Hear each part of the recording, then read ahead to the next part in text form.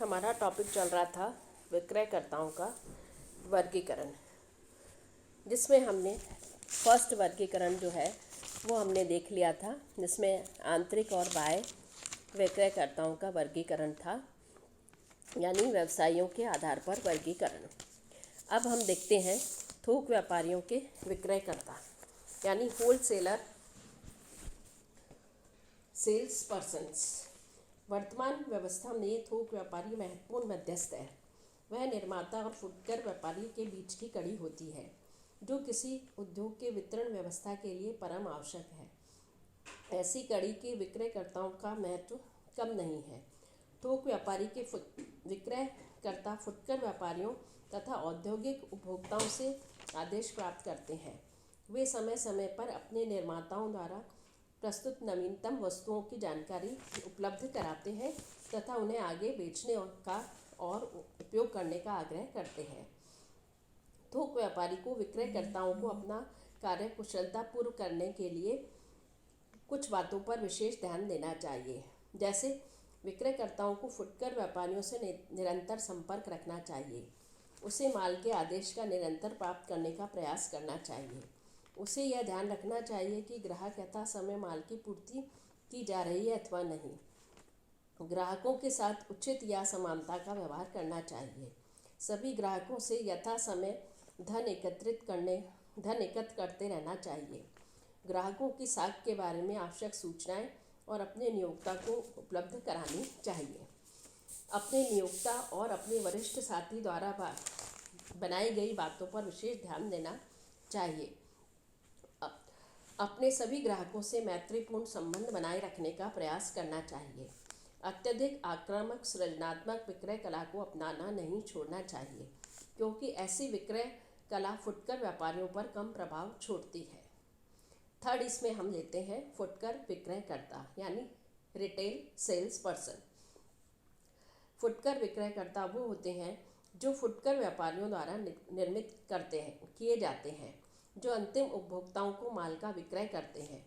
ऐसे विक्रयकर्ता भी दो प्रकार के होते हैं: आंतरिक या व्यापारक गृह विक्रयकर्ता या बाह्य विक्रयकर्ता। आंतरिक या स्टोर या व्यापार विक्रयकर्ता वो होते हैं जो व्यापार गृह या स्टोर या दुकान पर रहते हैं और वहां पहुंचने वाले ग्राहकों को माल का विक्रय करते हैं। ऐसे विक्रयकर्ताओं को काउंटर विक्रयकर्ता कहा जाता है। आंतरिक विक्रयकर्ता सीमित और धैर्यशील होने चाहिए। इसमें ग्राहकों को पहचानने की कला होनी चाहिए। उसे परिस्थितियों और ग्राहकों को पहचानकर सृजनात्मक, प्रतिस्पर्धी, पेशेवर और आदेश पूर्ति विक्रयकर्ता की भूमिका अपनानी चाहिए। आंतरिक विक्रयकर्ता के लिए संपूर्ण ज्ञान का ही पर्याप्त नहीं है, बल्कि उसे इस बात का भी ध्यान रखना चाहिए कि कौन सी वस्तु कहाँ पर रखी गई है और स्टॉक की स्थिति के बारे में भी उसे अवगत कराते रहना चाहिए। प्रत्येक वस्तु का मूल्य, वर्ग, डिज़ाइन, रंग इत्यादि मोटा अनुसंधान होना चाहिए ताकि किसी भी ग्राहक के पहुंचते ही उसके प्रश्नों का उत्तर दे सके। ऐसे एक विक्रयकर्ता में वे सभी गुण होने चाहिए जो एक आदर्श विक्रयकर्ता में हो सकते हैं। आंतरिक विक्रयकर्ता की सफलता की अनेक बातों पर निर्भर करती हैं, जैसे प्रतिदिन दुकान या स्टोर के काउंटर को आकर्षक ढंग से सजाना चाहिए। मूल्य सूची में आवश्यक संशोधन करना चाहिए। दुकान और स्टोर पर आने वाले प्रत्येक ग्राहक को उसके स्तर के अनुरूप पर्याप्त आदर देना चाहिए। ग्राहकों द्वारा पूछी जाने वाली बातों की उचित जानकारी देकर संतुष्ट करना चाहिए। उपलब्ध माल की मात्रा, रंग, रूप, डिज़ाइन, मूल्य, वर्ग, उसके स्थानापन्न वस्तुओं की जानकारी होनी चाहिए। ग्राहक द्वारा उठाई गई शंकाओं और आपत्तियों का संतोषजनक उत्तर देना चाहिए। ग्राहकों को आवश्यकता के अनुरूप वस्तु के क्रय के बारे में सहयोग देना चाहिए। ग्राहकों को वस्तुओं के चुनाव का पूर्ण अवसर देना चाहिए। ग्राहक क्रय न कर सके तो भी उसे सहर्ष विदा करना चाहिए। खरीदी गई वस्तु का उसके अन्य उपयोगों के बारे में भी बताना चाहिए। और लास्ट विक्रय उपरांत सेवा यानी आफ्टर सेल सर्विस भी करनी चाहिए। दूसरा हम इसमें लिया था बाह्य विक्रयकर्ता। बाह्य विक्रयकर्ता यानी एक्सटर्नल और door to door sale persons कहलाते हैं।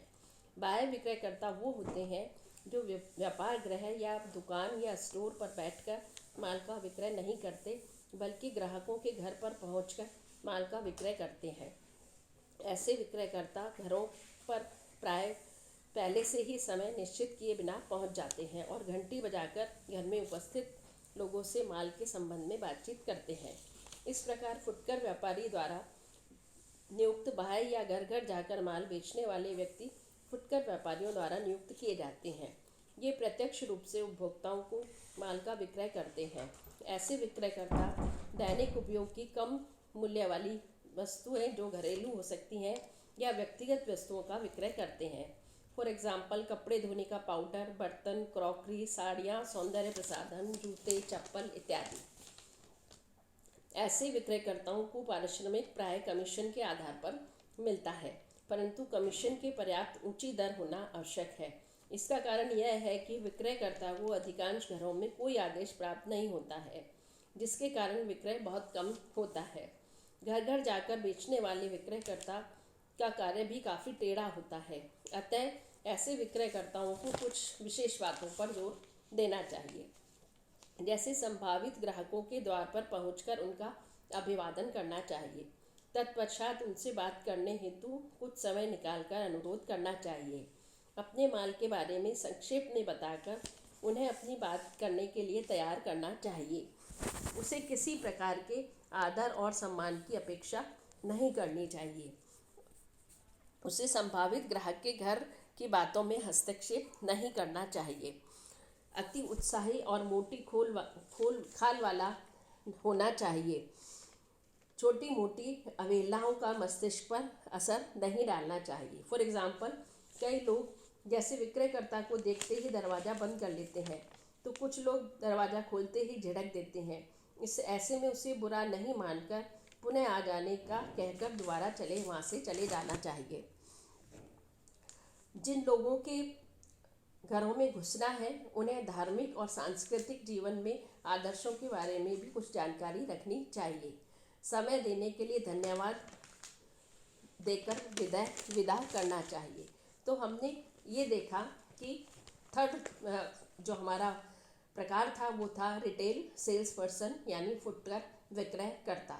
तो फुटकर विक्रेता स्वयं भी माल का जो है वो खुद भी विक्रय करते हैं, लेकिन इसके अलावा भी वो 2 तरह के विक्रयकर्ताओं को अपॉइंट करते हैं, जिसमें आंतरिक और व्यापारिक गृह विक्रयकर्ता तथा बाह्य विक्रयकर्ता, ताकि उनके माल को अच्छे तरह से पूर्ण रूप से उसका फ़ायदा उठाया जा सके।